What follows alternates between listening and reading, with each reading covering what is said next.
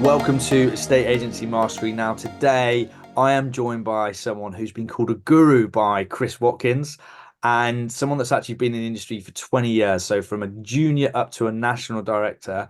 Chris, thank you so much for joining us. You're an estate agency coach now. And for me, I want our listeners, our viewers to see this as a free coaching session, right? So, we've got 15, 20, 25 minutes max and I want some gold from you. So if you're an agent in Birmingham, Belfast, Bognor Regis, Chris, what can I go and do to make me a better agent by listening to you right now? Well, first of all, thank you for the amazing intro. That was very good. Thank you very much. You've really built me up there. So no pressure at all. So what can we do to get some gold out of me? So I think the first thing to look at in estate agency business, and the number one thing that most estate agents trip up on, is lead generation. Because if you're good at generating leads into your business, everything else is really easy. If you're bad at generating leads into your business, everything else is really, really hard. So let's say, for example, you generate, I don't know, 5 market appraisals into your business on a monthly basis. Best case scenario, you're going to get 5 instructions, 6 instructions, 7 instructions if you're really good off the back of it. Now compare that against a not so great estate agent, but someone who's brilliant at advertising and generating leads into their business. If they got a market appraisal every day into their business, they can absolutely wipe the floor with the best estate agent in their town just because they got more options in front of them. So I think the mistake and probably the big area of focus that most people need to look at in their estate agency business is how are they generating leads into their business and what systems and processes they have in place on a daily, weekly, monthly, yearly, quarterly, whatever it may be basis. To go, actually, I'm getting myself in front of as many people as possible. So we do So that, Chris, with the estate agency, right? My goal when someone moves to a self-employed model is to remove the mindset of you're not an estate agent. That's not the industry you're in anymore. You're a lead generator and an estate agent second. And if you don't focus on the first, you focus on the second, you're going to fall hard on your ass, right? And you that mindset shift of oh, I'm really busy. I've got buyers ringing me. I've got mortgage vow. No one, your business doesn't give a damn. You have to carve out the time to lead generate. Otherwise, you're just going to be a busy fool and ultimately most likely fail. Would you agree with that? absolutely. And the kind of the conversation I have to highlight this with clients I work with is I'll say to them, right, rank yourself out of 10 as being an estate agent. And most people go, oh, I'm a seven or an eight or a nine or a 10 if they're feeling really confident that day, sort of thing. Right. Okay. Well, how well known is your estate agency in your local area? Oh, I'm like a 3 out of 10. I'm a 4 out of 10. No one really knows who I am. Okay. Well, really, you're a 3 or 4 out of 10 estate agent in that case. Because if no one knows who you are and they haven't dealt with you in any way, shape, or form, the public perception of you is you're a 3 or 4 out of 10 estate agent. You could be a Right. 9 out of 10 estate agent. But if no one's met you and dealt with you in any way, shape, or form, they just don't know that. So therefore, your goal and your objective is to increase the public perception about what you do and get yourself from a 3 out of 10 to at least an 8 or 9 out of 10 where you think you sit in a state agency. So I'm sat up in my office in Bognor Regis now, and I'm thinking this all makes sense. I don't really like it, but I know it's true. What? How do I do it, Chris? What could give me some tactics? Yeah, good. So a process that I go through with lots of my clients, especially this sort of time of year when it comes to kind of New Year, January and whatever it may be, we go through an exercise where we go, right, write down all the ways you can generate leads into your business. And complete blue sky, it could be editor on the new local newspaper, going on social media every day, pay per click, whatever, anything you can think of that is going to generate you leads into your business. Now, imagine your absolute ideal estate agency business. Write down next to all those jobs how often they would happen. So you might go, for example, right, I'd post on social media every day. Once a week, I would do a withdrawn letter. I would write to the paper once a month to say a local update about the property market. I would do a bulk email every quarter to my local marketplace, etc. It will vary from person to person about how they think this stacks up. Right, okay, now write down what you're actually doing next to that. So you might have said, okay, I want to post on social media on a daily basis. Okay, so you put daily, and then next to it you've written weekly, because actually you're posting on a weekly basis. You'll be amazed the amount of missed opportunities within estate agency businesses that highlights in just that one exercise. And And why you've is got that, people Chris? that, What are the agents busy doing? well, I think people get busy focusing on the wrong thing. And you'll know this from a estate agency point of view. You've got many plates spinning at one time. You've got, are you the sales department, the complaints department, the admin department, the lead generation department? You are all these departments, but everyone needs to realize that actually those departments only exist if you've got leads coming into your business. So you can be the best estate agent in the world, have the best customer experience, the most beautiful for sale boards, whatever it may be. But if you don't go and see anybody, you don't get any market appraisals, what's the point? You might as well just stay at home and do something else. So people need to realize that the top part of their sales business is generating leads in their business. That is their number one priority. And if I was launching my estate agency business today, 80 to 90% of all my time would be spent doing exactly that. And the conversation I have with clients when I work with them is I go, right, you've got 5, 10 properties for sale, you've got 5, 10 properties under offer at the moment. Talk me through how much time you spend on those per week. Okay, I spend 10 hours looking after those properties and doing viewings. Okay, great. Well, what do we do for the other 30 hours per week? So there's a lot of time there. And if you set your diary up in the correct way and you go, actually, my daily jobs are to do social media, leaflet dropping, door knocking. My weekly jobs are to email out my bulk database. And my monthly job is to write the newspaper. Great. Transport that into your diary so you can look ahead and go, right, what have I got coming up? Right, I know I've got a bulk email coming out in a week's time. Right, I better get on with that. Right, I So know that it's now 3 o'clock and I've not done my jobs for the day. I need to get on with it.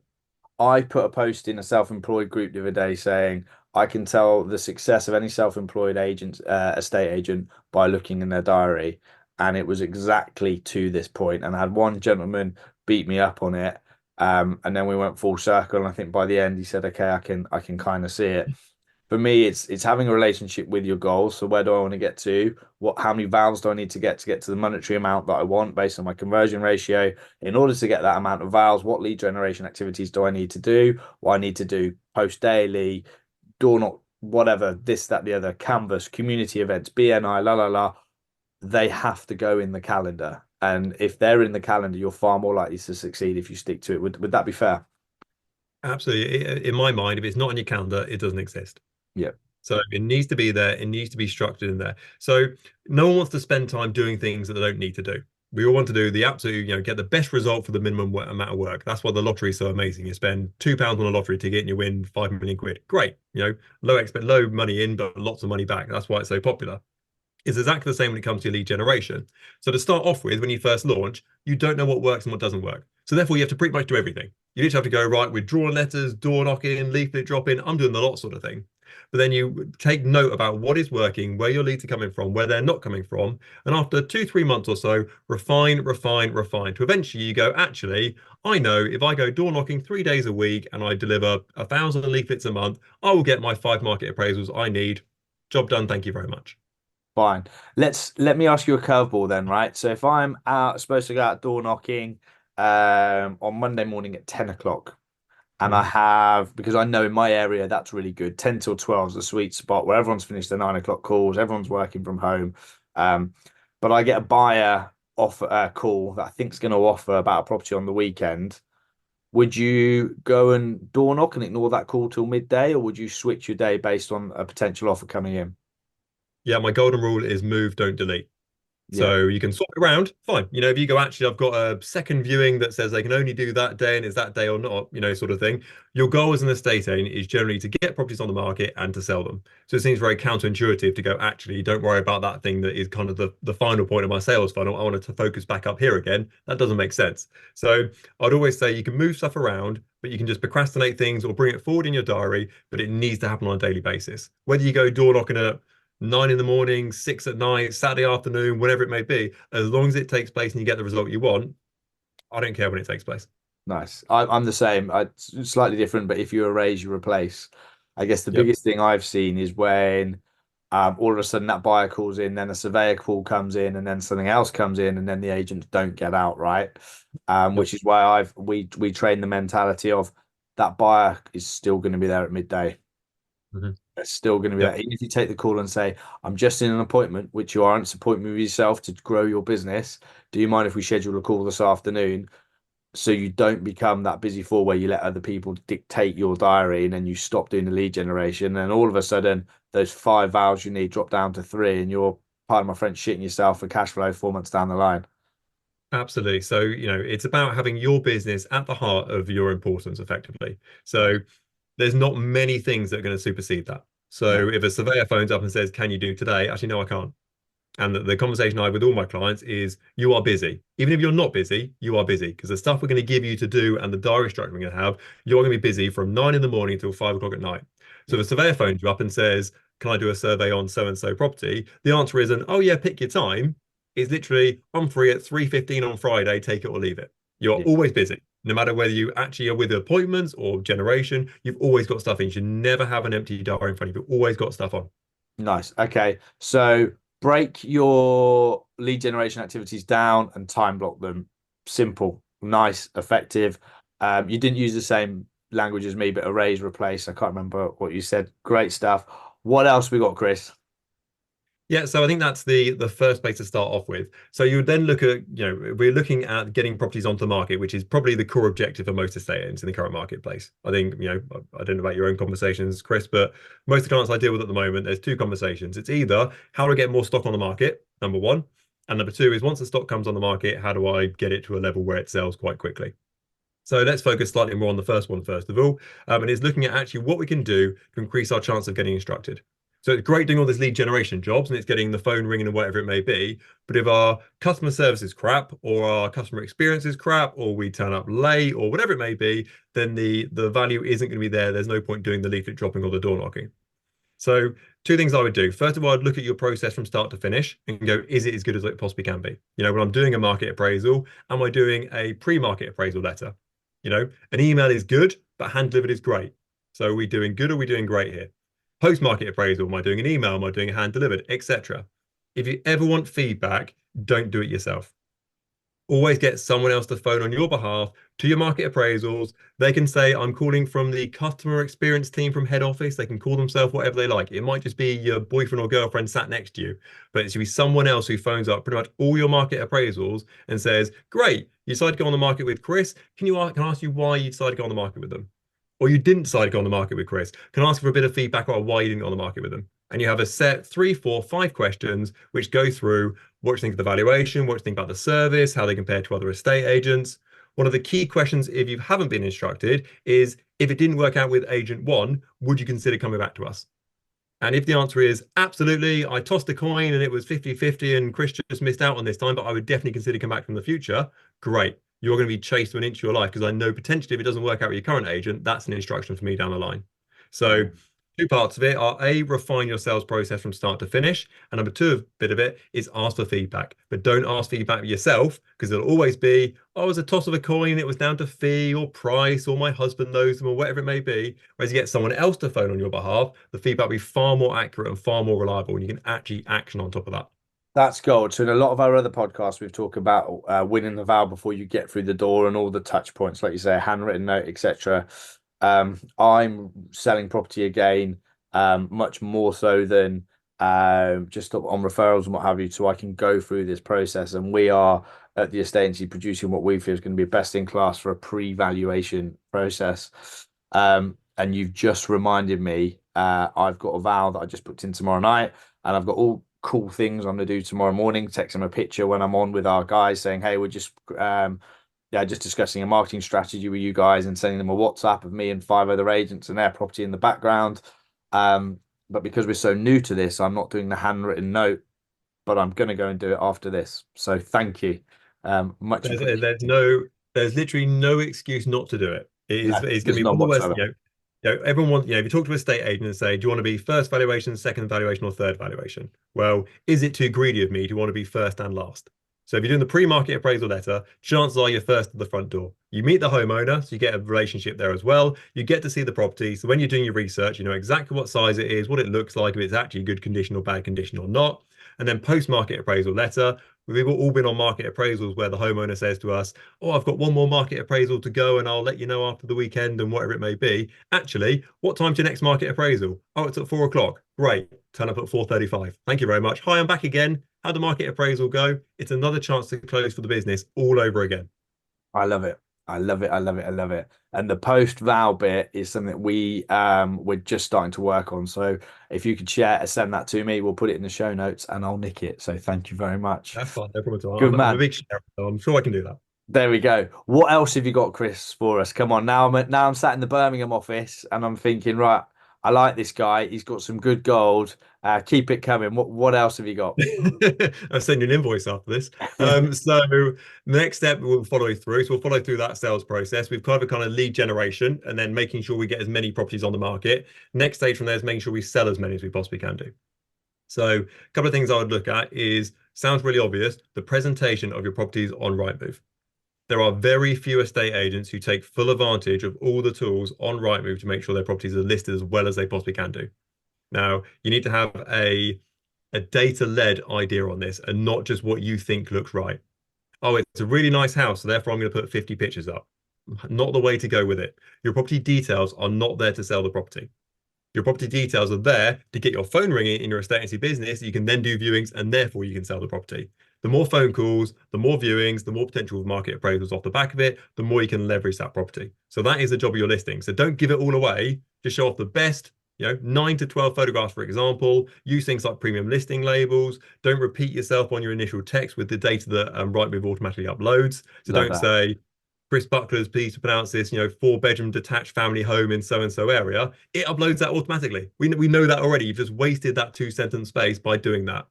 Things like online viewing stickers, video tours, all these aspects should be included in your listing. So that is probably point number one. Point number two is the importance of your regular vendor care and regular vendor communication, no matter what. And the quieter a property is, the higher your level of vendor care needs to be. So, for example, How often then, Chris? I mean, I'm just going to be flippant here. We do it every time we have a viewing. And if not, we do it every 2 weeks. okay. So I would have a minimum once a week. I eat the But so what if the there's your nothing to property. report because we haven't had any viewings and the Rightmove stats are dropping off? Ah, fine. Well, but you think the homeowner knows that as well. The mistake you're making is that you're on the same page. So you think, oh, they know the market's not very busy. They know that the viewings aren't happening at the moment, when really they don't. If they don't hear from you, they don't assume, oh, Chris is working really hard in the background. They think you've cleared off on your next property or you're playing golf or you're off on holiday. No news is not good news. So the Um, main job of your vendor care is to get across what you are trying to do to sell that property.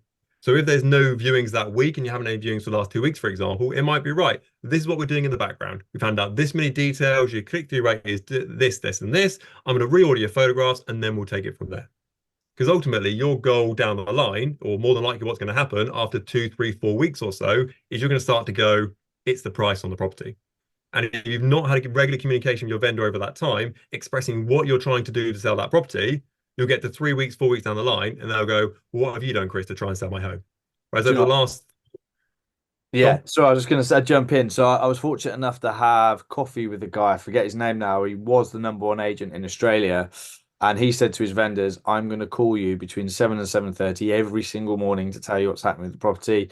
If you don't pick up the call, that's fine. I'm going to leave you a voicemail. Please do not speak to me or my team outside of 7 to 7:30 in the morning because you're distracting us from getting your property sold." there you If go. I ever don't leave you a voicemail or ring you between 7 or 7:30, or at least one of my team, you're free to disinstruct me. It's Fine. pretty I thought powerful. you were going to say, I thought you were going to say, if I don't phone between 7 and 7:30, I'm dead. Because that's how serious No, those no. agents are. Phone the police. So Um, vendor care is absolutely crucial for your business. There is no point doing all this lead generation stuff and a fancy market appraisal process and all that sort of stuff.